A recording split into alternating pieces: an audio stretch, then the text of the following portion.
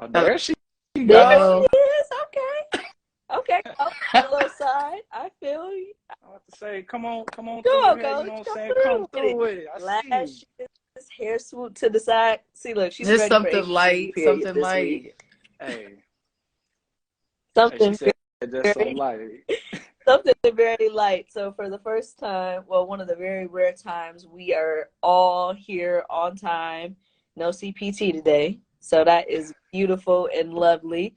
So I'll kick it off. Welcome everyone to this episode of HBCU period, where we talk everything HBCUs. For those of you who have joined us week in, week out, you see I have a little new co-host today, Kalan Hooks. Kalan, let give our viewers a little quick bio. Which city you repping? Started off with that. I mean, well, if you know me, I'm KC till the day I die. Always rep Kansas City. Shout out to them Chiefs, baby. So KC till the day I die. Huge HBCU dude. You know, I'm a proud graduate of the University of Arkansas Pine Bluff, class of 2022. Let's get it. And yeah, I'm happy to be here. It's wonderful. In addition to Kalan, we also have the lovely Howard softball coach, reigning MEAC champion, Tori Tyson. Coach, come on, shout your city Corona, out. We all California, shouting out. SoCal. SoCal. Okay. Okay. What's I the see you. code out that Cali, way? baby, 951. Don't get it twisted with Northern California, SoCal. Hey, SoCal. Okay. she said it don't rain in Southern California. Y'all better let them know. Well, Coach, we're grateful that you're here. One thing, looking at your career, I'm like, oh, I vibe with Coach Tyson already. You went to Nebraska, so you just entered into the HBCU space being a head coach. Can you talk a little bit about that transition for you? You played at Nebraska, great in career as well, and then transitioning over. I appreciate the hype. Career was very mediocre, but my first job, I had my daughter, so my route was a little different. I was at State Farm, and I was blasting out emails to get a job. So my first job was at Bethune-Cookman, and that was my first taste of like HBCUs, and like I fell in love. I just with the culture, like even as a Black woman, it was a culture shock. Like coming from Southern California, people think it's really diverse, but it's very diverse in like areas. In my area, I was a minority for most of my life, and then just even doing softball. So going to Bethune and just working under that admin, it was my first time seeing a Black AD, a Black SWA. I wouldn't have been able to continue my career had I not started there. The SWA was like watching my daughter for me when she was not even one. You know what I'm saying? Like it matters. And so I didn't want to leave Bethune-Cookman, but that first year I got Arizona State, Cal State Fullerton, and Maryland. And as a Black woman in the coaching ranks, especially in softball, it is like status quo for a Black woman to like, or Black coaches to be at HBCUs. And so I always wanted to get back to an HBCU, but I wanted to go back because I wanted to be there, because that hits different. When athletes see that you have these options to go places, but you yourself went back there, it was always at the top of my list. And I thought I was going to end up back at Bethune. And I wouldn't have hated that. Like I said, I loved it. And then I got Maryland and Howard opened, and I felt like that was that was all aligned, you know? So I love it, and it's home, and my daughter gets to grow up and see Black excellence in real life. I had to like try to find it through magazines when I was growing up. So it's amazing. Definitely, coach. And like through that, through your career, you learn from some of the greats, because you're now at Howard University, what they call the Mecca of HBCUs. And so like, you started at Maryland, you go to Bethune-Cookman, you go to, Maryland College Park. What do you learn from all of those stops in your career that you take with you when you're announced as head coach at Howard? Everywhere. Bethune-Cookman, like I said, that was my start. So it taught me about family and loyalty, and I wanted to have a culture that really embodied that. At Cal State Fullerton, managing a staff, and playing and learning how to compete against the best. I think at University of Maryland, it taught me the importance of culture within a team. And so you're absolutely right that all of those stops landed me perfectly here, where I needed all three of those things, right? I needed to be able to create all three of those things to be successful here. And it was everything. Like Bethune-Cookman didn't have every resource, but they said yes to the things we needed. So I learned how to be successful with what I needed, not always with what I was wanting. And I'm grateful for that, right? You go to Maryland, you're getting a lot more yeses, but you're getting yeses to things you don't really need. And so you're learning how to minimize and really make the things that matter. So I'm so grateful for all of my stops so that I could really be who I needed to be for this program when I took this job. And Coach, everything you've learned, how do you kind of take that in? Because you were also a player once. How do you branch off and kind of build those relationships with your players and, you know, kind of giving them that wisdom that you were also given along the way? I wasn't the best player. So in regards to like confidence being an inside job, had my identity been through my results, I'd imagine softball would have felt how it feels to some of them. I found a way to make a name for myself in Nebraska with not great numbers. I would have people lined up to get my autographs post game, and I wasn't even always starting. Energy is contagious. So like how I carry myself and who I am as a woman was never going to be defined by my results. And so it's something I really try to preach to my athletes. My coach ended my pitching career and put me in the outfield, and I basically had to freestyle hitting in the Big 12 against some of the best pitchers. So I was like, you know what? I'm going to just be a tough out, and I'm going to swag this thing out. Like, my walk-up song going to hit different. I'm going to walk up there with confidence. I wanted to make myself the best outfielder. So, like, finding a way to be useful, and it really made you be a good teammate. And so I'm kind of grateful that I had a mediocre career, because I'm not coming at them on no big dog energy. I really live this. I really live like having to grind and having to be a good teammate and really have your confidence not be defined by your playing time. And so also I failed so much, I'm able to tell them, like, don't do what I did. You know what I'm saying? Like, I know what it feels like to fail in that way. And so I can give them free game from that perspective. But I was always a student. I never failed over IQ. So I'm really big on empowering them with information. When you have information, you can go compete with anybody. And that was my secret sauce. And so I try to make that the secret sauce of our team. Now, Coach, you said your walk-up song was different. Tell us, you know, what you walked up with. What was the walk-up song? Because I know, you know, them softball songs. No, listen, it's going to kill y'all. I'm an oldie. I'm not even supposed to be living in this generation. I really was supposed to live when my mom lived. She should have been living this life. It was Cameo Candy, and I used to let that thing rock. Yes. Classic. Oh my gosh. And like, that says a lot, Coach. You know, when it comes to the walk-up song, that's like, you know, the salt, you know, when you season your chicken, you know what I'm saying? Like, imagine that banging in Lincoln, Nebraska. Like, really put your head there. I couldn't even imagine. I have a question. You were doing a walk-up song today. What would it be? Too short, you should be getting the same song. I've been making that crazy. Yes, getting it too short. Ooh. Different. Play it. I'm surprised I didn't hear it's a parade in South Mount City. Yeah, that does go though. That's a free game for sure. I know that's like really that's popular for sure with everything that's happening in the NBA and everything. But Coach, when it comes to like, you know, walk-up songs and everything, you know, that gives like, you know, your own signature to the game. And with you being, you know, a head coach of Howard softball, like, you give your own signature touch to your players. And so, you know, when it comes to like coaching styles, coaching tactics, you know, how could you say that you adapt to your players different at Howard than how you were able to adapt to the players differently at your previous stops? I feel like at my other schools, it was interesting, right? Like, I had to feed them like confidence as people, and like them not identifying with the results. Because when you're at a bigger school, softball is their life, and they really have been given like validation through softball.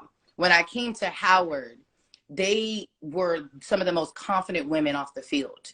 It was on the field that it was like normalized for us to go get run ruled against PWIs. Like, that's where they lacked the confidence, you know, to go out there and compete against anybody.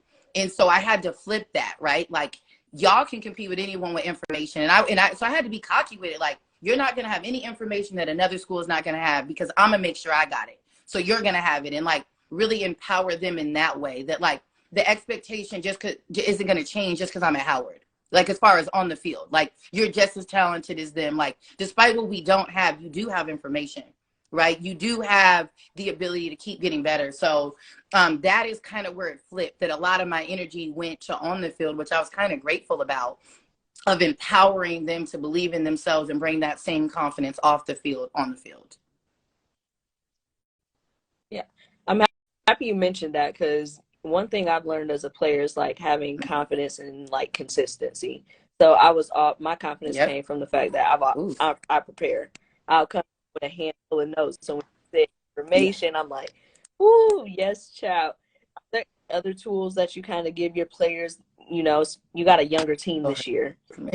So that confidence, you know, that information might not always set in. You know, you give it to them, but it's that practice, those repetitions for them to actually be like, I hope my players are on. I see a couple names, because baby, yes, reps. I don't like emotion. I don't like to coach from an emotional stand base. I'm big on strategy. Emotions will get you hurt. You just have to have a strategy, and you got to stick to your strategy, but you can't have strategy if you don't got reps. It's like going for a test. Like I can't have a strategy about a test I haven't studied for. And so while I have a young team, 6 of our 9 starters last year were freshmen. And this is the analogy I've said I had 11 seniors who I inherited when I came in. And we got it how we had to get it, right? If we couldn't get on the football field, we would go squat on Banneker. We did whatever we had to do. So we had earned. Those 4 years was a grind. And so these freshmen, they're feisty and they were resistant, right, to the seniors. But it was the perfect mix of talent. And we win a championship. And so what was interesting now is that those seniors who maybe not a lot of them started, they were manning the house. They were making sure that the insurance was up to date. You feel what I'm saying? They were making sure the house note got paid, the bills, and these freshmen was in the house running them up. But now it's their house. They're sophomores and it's their home. And so now they're learning how hard it is to man a home.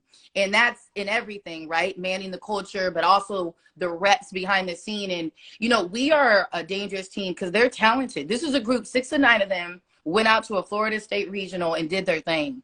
And so for me as a leader, I don't like to ride emotions either. I got to ride this out with them, right? I knew who they were. I knew they were stubborn when I recruited them. And I think that these last 2-3 weeks, I've been seeing a shift, and they're starting to man this house appropriately. And I think that we're not going to get the payback for that until later. But when we do, we're going to go crazy. So I'm excited for that. Definitely, Coach. And even too, like when you talk about your roster, you know, DC is a long way from California, and you have a lot of players from California, So you as coach, you know, you have a responsibility that, you know, before your players come to you, know, they're raising their, you know, respective households. Then they come to you, and it's like you continue to build off of that.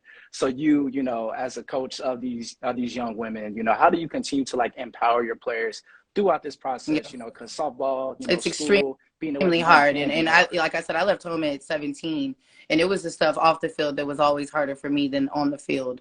It's just the beauty, right? Our sport, it's the same rules, it's everything. We just keep evolving. It's them, like right now, right? Your freshman year, your friends look different your sophomore year. You still like, ooh, they the realest, they the fakest. You still going through all of that because you haven't really like gotten fed on the inside yet, because when you full and you whole, you're not worried about another woman or what she is doing or not doing. So like still trying to groom that. Like we have a lot of conversations about them, like really get right and spend that energy on getting yourself right on the inside, because all of a sudden you ain't got too much beef with people no more. When you are feeding yourself consistently, you don't got time for a lot of the nonsense on the outside, and that stuff does matter, right? If I'm always in mess, how am I going to also be learning how to stay inside the ball or like execute 0-2 pitches? Like you can't do both. And so I'm really big on them like feeding themselves individually, and I don't want them to find validation through me, because if I can give you validation, I can take it away. I don't want that power. And I don't want them going to give no man that power,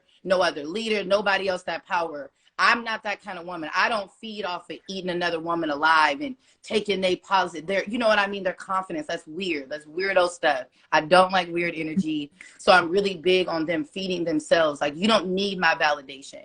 I'm going to give you the tools to be successful. But again, it's easier to work with an athlete that can stand on their own and with their shoulders high. If I got to spend all the energy on like, lift your chin up, lift your shoulders up. Like, we can't really get into the strategy of our sport, because we're dealing with the emotions of it. So I'm heavy on that. Coach preaching today. Gary, Coach said, I'm coming with a sermon. And when, you know, you talk about your girls, you know, head held high, does that also come into play when you're recruiting? Is that something that you're kind of looking for in a player? Like, is this player with a little edge, you know, a little ego, something? Yes. But this is just keeping it real. I'm at Howard. It's expensive to come to Howard.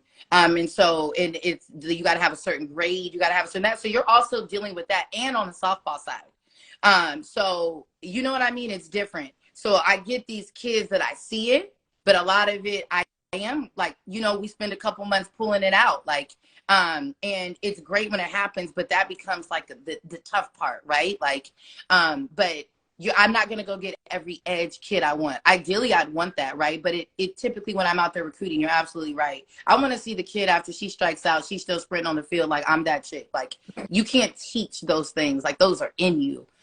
So, yeah, I'm looking for those things, and I wish I could, like, sit on people more, because you got to catch them when they slipping. That's when you, like, really know, like, who are you when you're 0 for 10? You know what I'm saying? Like, my daughter is so sick that way. Like, Skylar will have 2 points and come in my car like, I got baby AI in this thing. Like, and I'm like, I don't want her to ever lose that. You feel me? Like, no culture. I can't even take that from her. And that's a blessing. And so I'm always on a hunt for that, for sure. Coach said, Baby when I'm AI. looking for the player, I need that X-ray. I need that dog in them. Yes. I need that dog in them. And Coach, most definitely too. Like, Coach, you know, you mentioned your daughter. You know, you said, you know, she had 2 points. You know, tell us what sport she plays. You know, tell us. Skylar, that's Hooper Bay. That's Hooper Bay right there. All right. She said, "Baby AI in this thing." So in the future, do you ever see Skylar in the Howard University jersey playing softball up under you? You talked to Coach Ty. Coach Ty. Yeah, okay. Ty is actually who's taken over in Skylar's career, because I don't know what I'm talking about at all. I just be like, good drive. That's all I know. If you ever hear me, I'm gonna be like, good drive and whatever. But Ty, that's Ty's little prodigy. She is a Howard women's basketball player in her head, off rip. Like, she is a fan of us for sure. She's in the dugout, but Skylar is all in on basketball, and Coach Ty is going to be her agent and handling all of that. I love that. Coach, you gotta have her watch the Final Four. Oh, we're all in. We're knee deep. Skylar's a Gamecock. Oh, she says she's going to Howard, UCLA, or South Carolina. So those are her 3 choices right now. You feel like South Carolina after watching Howard play them last year? Yeah, that's why it's kind of fake for that, right? Listen, I talk to coaches, and then I have to think, I'm like, wait, did Notre Dame ever do anything to you? No, we. All right, now let's stop.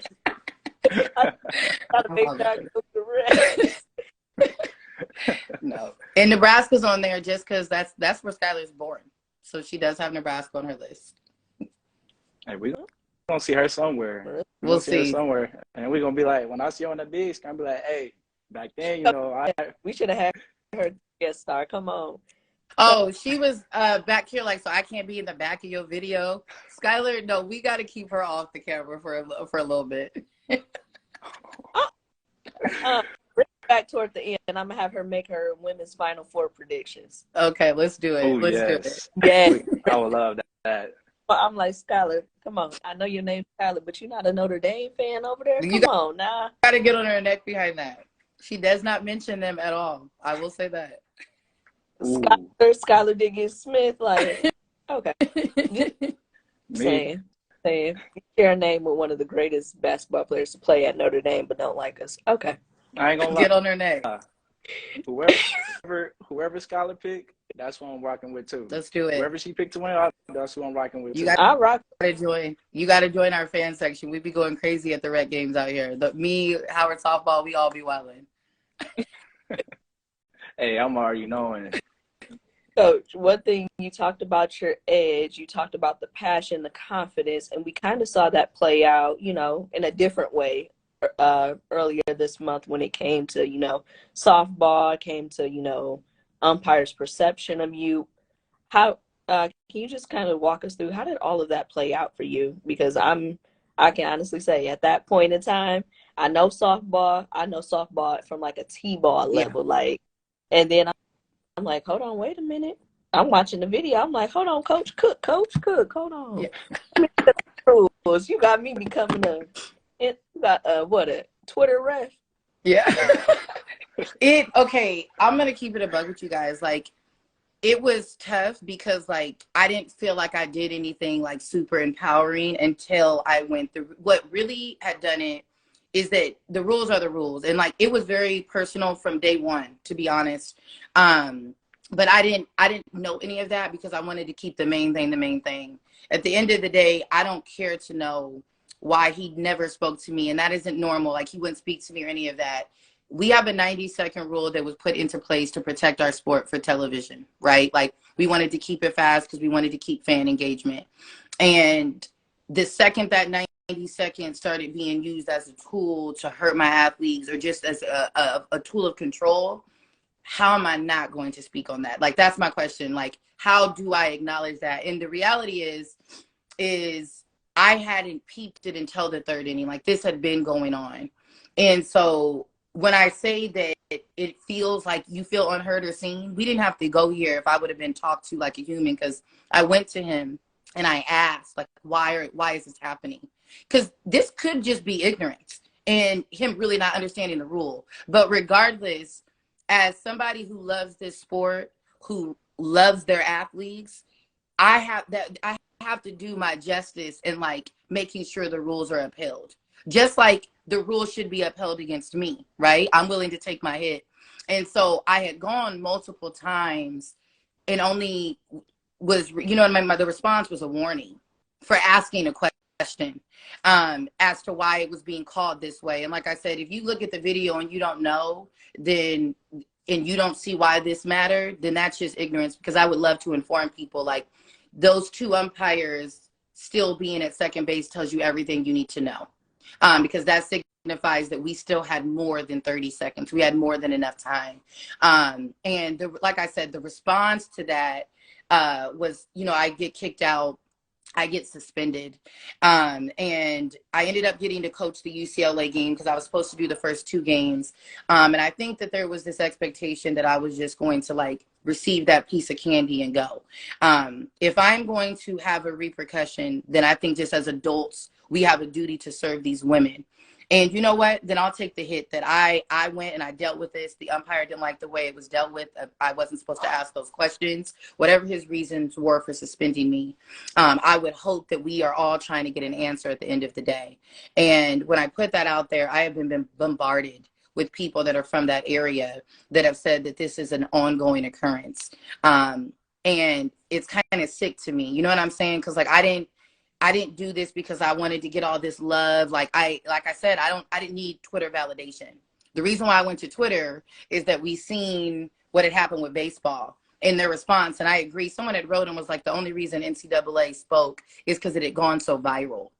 Whatever the reason, if they need this to go viral for this to be handled, then that's what I have to do, because this is a disservice to everybody that plays this sport. It's actually disrespectful to the whole reason the rule was put into place.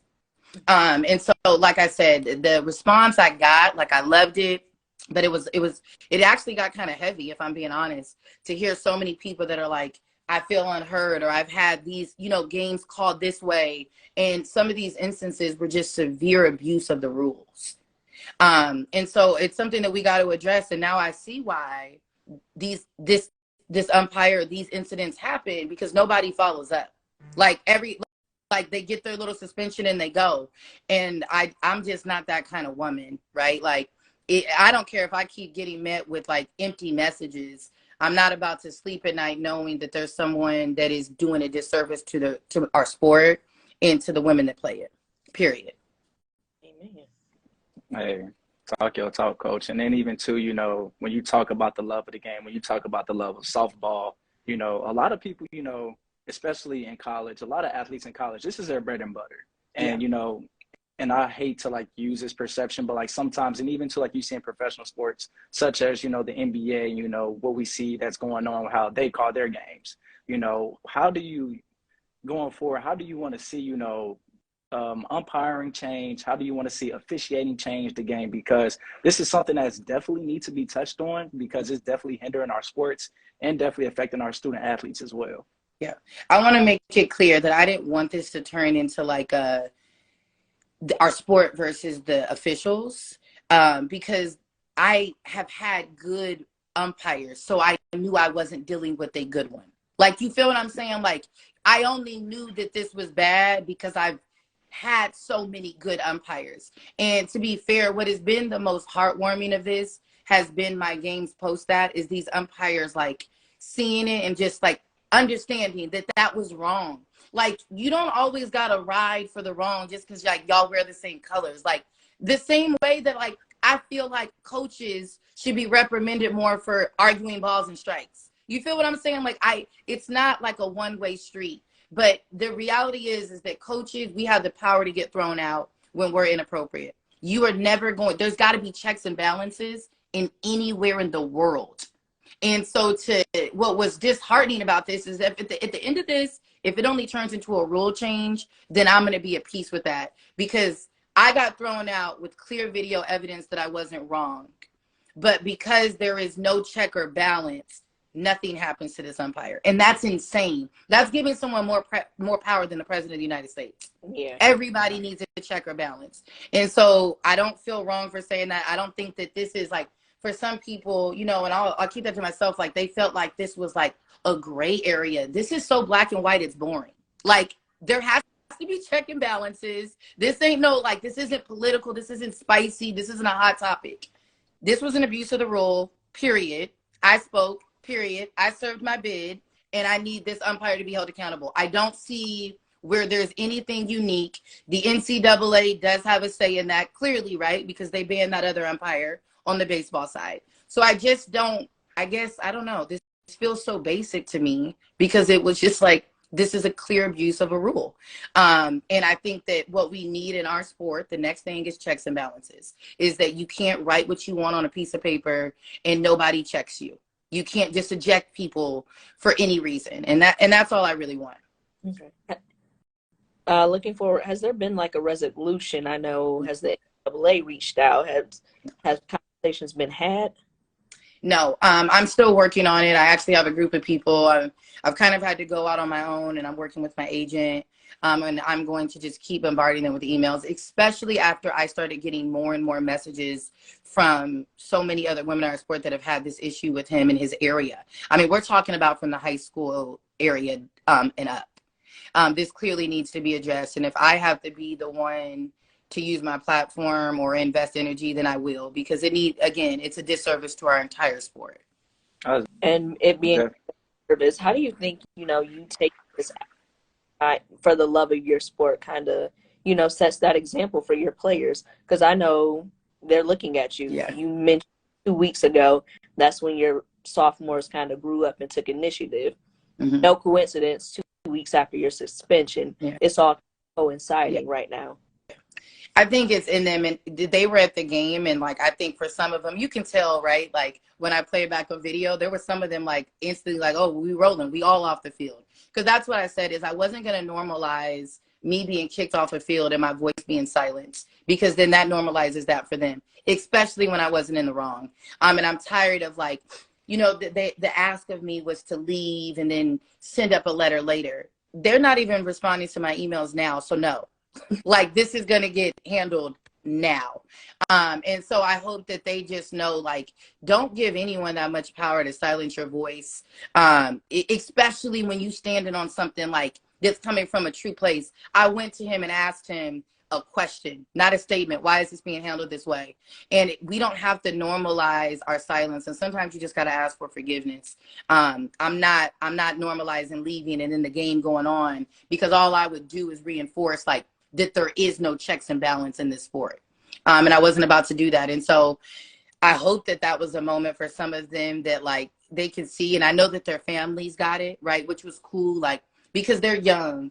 And so I think for some of them, they were just like, ooh, like, you know, because they're young. So some of them haven't had to stand on something like that. But I know, and I truly believe in my heart that the next time they're face to face with fire, they won't get burned. And I know that they're going to handle it accordingly and in their own way, right? It doesn't have to look like mine. But I genuinely believe that they'll know, like, you can't fight an issue like that behind closed doors all the time. Sometimes you got to throw your punch out front. And that's all that really happened, is that I chose not to send an email with hopes that someone would protect me later. Love that. Because, hey, sometimes, you know, you have to take that initiative, you know. Yeah. Well, a lot of times, you know, at HBCUs, you know, we're so, and I hated that, you know, we're so, you know, under-recognized. And for you to, like, take that initiative, you know, speaks volumes to not only you as a coach, but as a Howard, you know, softball program as a whole, which, you know, we're very much appreciate that, because, I've seen some stuff in my days at Pine Bluff, and Jesus. I don't play behind them, but I think that it is, I guess the risk in it was like somebody being like, I would have never went out. Like, I'm not everybody. And again, I'm not looking for validation. I wasn't looking for nobody to agree with me when I did that. I knew what I was standing on. But I don't play behind them. Like, they get on my nerves sometimes, but I do not play behind them. And we didn't spend that money to go out there to be treated that way, period. Like, I also want to get into the budget part, okay? That ate up the bulk of my budget. We gave up a whole week and a half of softball, of no travel, so that we could go experience some West Coast softball. So to go out there and, like, normalize being treated that way, like, nah, we ate up our money to come here and everything else. So it was way bigger than just softball. Yeah, if I'm paying, shoot. Yeah. Say, if I'm paying. And where the rose petals, I want to come into America. Before I walk down. Right. Not to say, if I'm paying, yeah, I better get the best experience. We ain't come out here for nothing. We came out here to handle business. I'm leaving here with something. Shoot. Thank you. That's all it was. Coach, where's Skylar at? Skylar. Oh, the moment that y'all been waiting for. The moment I've been waiting for. Skylar. Come here. Wait, I'll break it down for her, but I really want to see how she answers. Yes, I'm so excited. Come on, we're getting on live. Hooper Bay's got her beats on and everything. She's so sick. Come on, get over here. She need a mixtape. You're she on need live. a mixtape. Skylar. Hey, Skylar. Here, say hi. Hi. Oh, you wanted to get all on? Don't be shy now. Hi, Skylar. I'm Mia. This is my friend Kalan, my co-host as well. Your mom told us you're a basketball fan. Yeah. You ready for the Final Four? Yeah. I can't wait to watch it. Who you got this year? Who do you got winning? South Carolina. Okay. Who do you have on the other side? Virginia Tech or LSU? Who do you have? LSU. Which one's making it to the championship? LSU. Oh, no questions. Ooh, okay. Give me who are your favorite players? I love LeBron. Oh, we with NBA. She's in general. Hey, it's fine. Hey, I love that. I also like Kelsey Plum. Kelsey Plum. Oh, okay. Kelsey Plum, cold. Skylar, what position are you playing? You point guard like Plum? Yeah, I'm point guard. You be saucing them up on the court? Yeah. Okay. She said that with confidence. She said, Gotta give them your A. You gotta give them. You get your followers up. This is the time. We help with the Skylar. Your mom got a list of schools you want to go to. Schools you got planned out for you? Howard. I want to go to UCLA. Okay. South Carolina or LSU. Oh, LSU is new. At it. Hey. So See, look, how down here in Dallas. Howard's #1. Hey.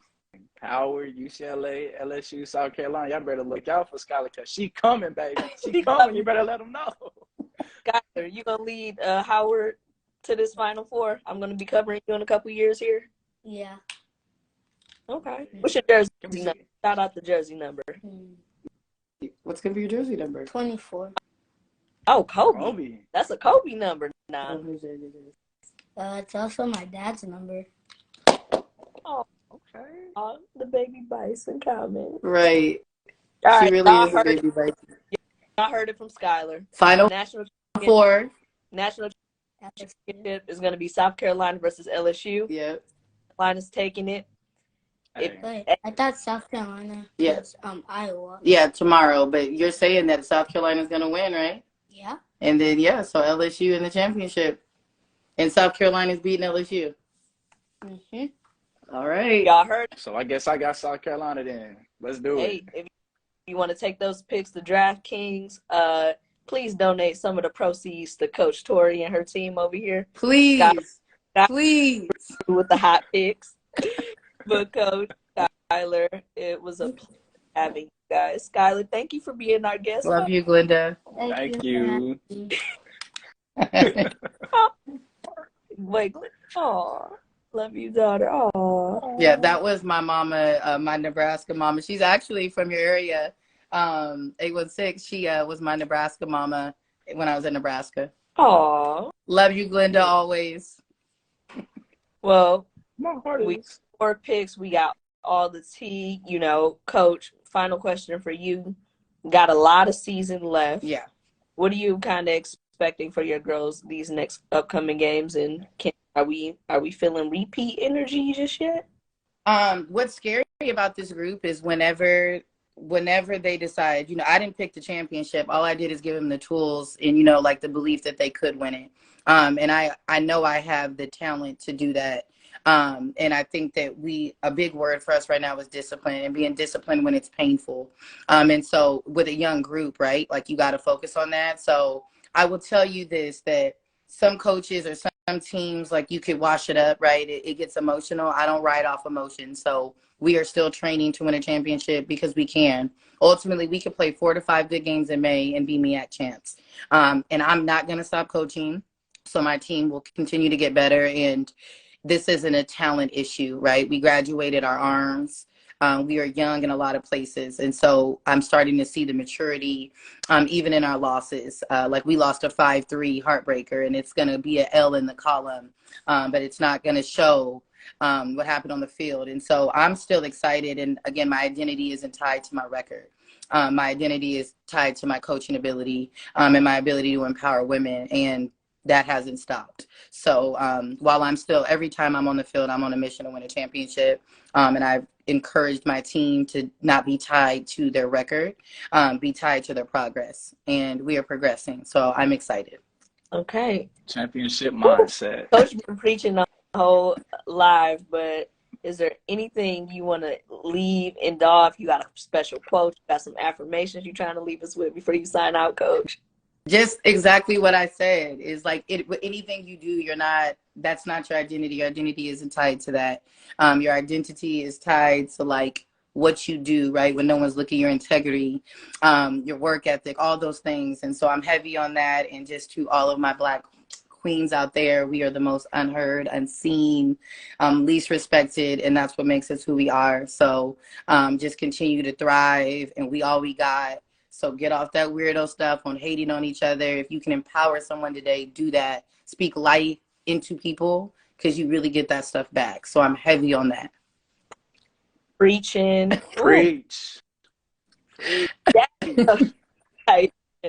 For everyone that joined us, thank you so much for joining this edition of HBCU Period. Signing off with my lovely guest, Coach Tyson, and our St. Louis kid. Yes, it was so fun. Thank y'all. Thank y'all for having me. All right. Appreciate you, Coach.